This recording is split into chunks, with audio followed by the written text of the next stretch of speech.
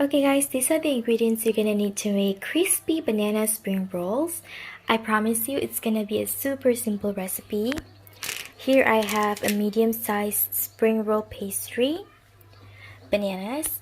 As far as bananas, you don't want it to be too ripe because it's not gonna taste good. It's okay if it's underripe, and like mine, it's just nice. You're also gonna need some flour. We're gonna add some water to it. It's gonna act as a glue to seal off the pastry later. These are my toppings: Biscoff and Nutella spread. You can use dark chocolate, peanut butter, cheese, whatever you like really. And some biscuit and cheese for garnish. This is optional though.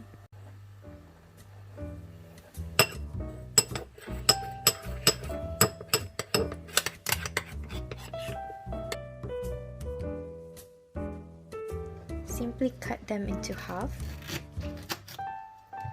I'm just gonna straighten it up.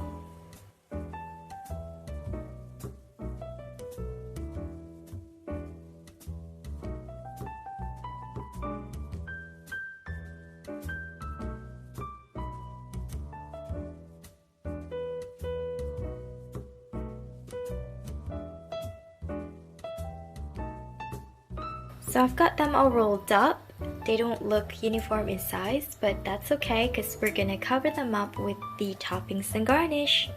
Next, we're gonna heat up our pan and oil, and we're gonna deep fry our spring rolls.